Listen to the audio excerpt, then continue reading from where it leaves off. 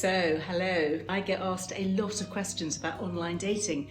I guess that's because when I was doing press interviews on the media tour around the time of my book launch last year, I happened to let it slip that relationship-wise, I was personally living my better second half and dating a much younger man who I had met online.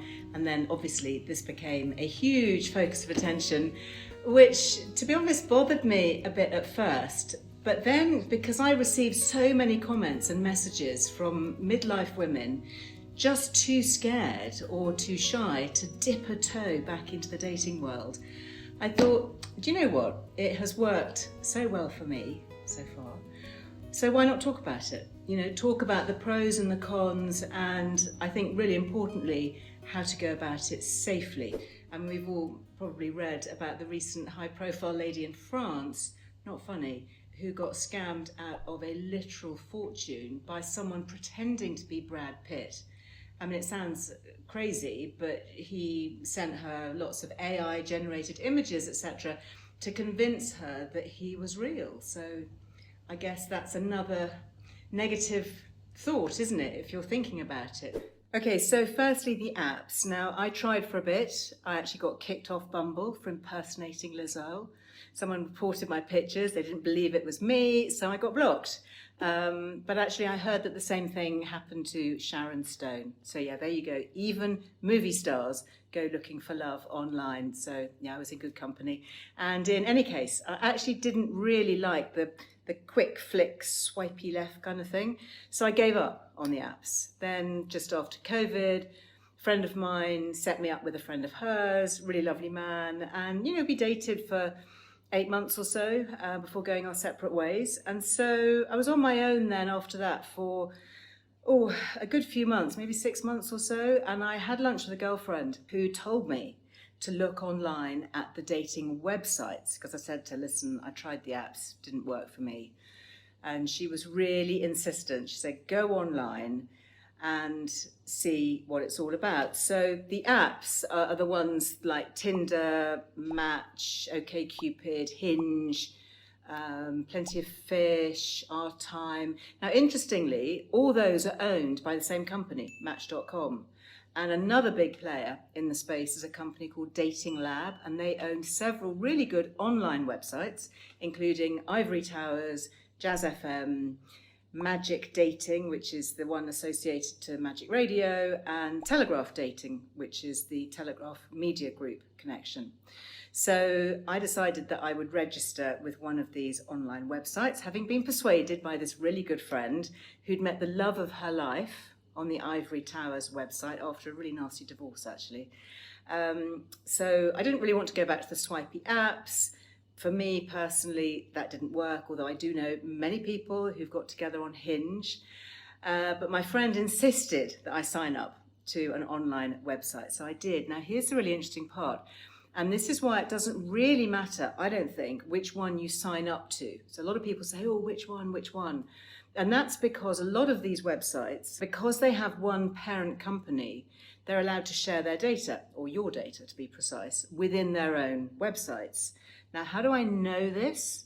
Well, I know this for sure because my boyfriend had actually signed on with a completely different website from mine. And it was ages before we realized. Now, I won't say which one it was, but it was one that shared the same parent company as mine. So I would not have necessarily joined the one that he joined. And that's actually a good thing because sharing that data, aggregating it, means that it greatly widens the net, and it means that your details will be seen by far more potential matches. So don't get too hung up on which one to join. Just go take a look at the platforms, see which one you fancy the look of, and maybe give it a go. But as with anything in life, there are rules, obviously. So choose a reputable dating platform, something that's well known, or an app that has got strong security measures. So if you look for a platform that offers identity verification, for example, such as blurred photo sharing or background checks, those are also good safety measures. And protect your personal information. Do not share your personal details, your full name, your address, your workplace. Don't do that too early. You can use the platform's messaging system until you feel really comfortable. You can create a separate email address for online dating. And then set your boundaries, know your red flags, be cautious if someone quickly expresses really strong feelings or asks for financial help. Avoid engaging with people who avoid photo chats or meeting in person after a reasonable length of time. Trust your instinct. If something feels off, it likely is off. Stay in control of your communication. Don't feel pressured to respond immediately or to share private contact information. Be aware of what they call love bombing. And that's kind of over-the-top affection, and that is kind of designed to manipulate. So the way I suggest it works is you match with a few people you like the look of and you like their personal details, exchange a couple of messages. And if it seems that you could be a match or even just be a nice person to spend some friendly time with, you might want to exchange mobile phone numbers. Now I say mobile number because this won't give away where you live with an area code. And it's also really easy to delete and block someone if you need to a little bit later down the line. So when you decide to meet, it must be in a safe public space, like a cafe, a restaurant. I wouldn't suggest going out for a dinner or a lunch. I literally would say a quick cup of coffee or a quick drink. Make sure that your date knows that you have something to go on to, so you have a really easy get out if you just immediately kind of get the ick and want to leave. So for me, I met my boyfriend at 6 o'clock. We agreed to meet for a drink, and I'd already said in advance that I would need to leave by 7 at the latest to have dinner with my daughter. As it happened, I think I probably ended up staying a little bit longer. Can't actually remember if I got to go and have dinner with Brella, but I knew that actually if we hadn't got on, it wouldn't have been the end of the world because, hey, it would have been an hour of my time, and it gave me an easy way out if I wanted to leave at the appointed hour. So it's worth informing a friend or a family member of your plans, including where you're going, who you're meeting. Sometimes you can ask for a friend to call you midway through a first date, for example, just to check all is okay. You might have a code word, for example, that means, yep, all fine, going well, or a kind of a no word that means help, come and rescue me.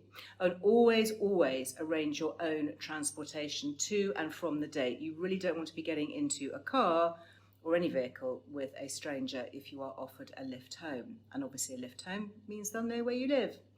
So I think other things that can help give you confidence here is to use the technology wisely. There's a lot of good stuff out there that we can actually help us. So you can video chat in person before meeting, and that will just confirm the person's identity. You can familiarize yourself with common online dating scams like catfishing, which is where they create a fake profile, like Brad Pitt. So video chats can help, although of course in the future AI is going to make this much harder. So meeting in person is really the best way to make sure that someone is real. So you can also just kind of get to know the features on the website, things about how to block, how to report anything suspicious. And the websites let you do this really easily. So I talked about being financially aware. Never share your financial information, never send money, never, ever, ever send money. Be very wary of sob stories or requests for financial help. And, monitor, I think, your own emotional safety.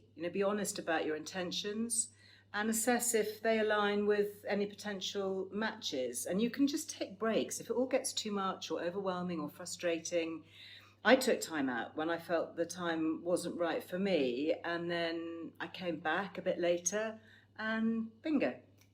Anyway, I think practice self-care, above all, stay confident, stay true to your values, and gather a group of supportive friends, if you can, who understand your experience, can have a laugh with you about some of the funny, perhaps the more awkward moments, or encourage you if you lose your nerve. I have my good friend to thank. That girlfriend, if she hadn't pushed me, I wouldn't now be in a really nice relationship. So I think bottom line is, what do you have to lose? You could end up having some really nice cups of coffee with some great people. One of those may turn out to be the love of your life that you never knew was out there waiting for you. What do you think? Has that been helpful? Have you ever been on a dating site? Would you like to share anything with our lovely community? Please share in the captions below any experiences, any horror stories, any funny moments, any words of wisdom to encourage the sisterhood here, because I think this is a new technology. Many of us have come from a generation where it just wasn't done, it wasn't seen as the thing, and think there's a bit of stigma attached to it. But trust me, I've heard of, within my friendship group, I think the 3rd wedding that's happened through meeting on Hinge. So these things do happen. It's kind of the way of the future. And if you play safe and you go in with an open mind to have some fun and to meet some nice people, who knows what might happen. Anyway, I hope that's been helpful. Don't forget to like and subscribe if you would like to see more of this kind of stuff. And I'll see you next time. Bye.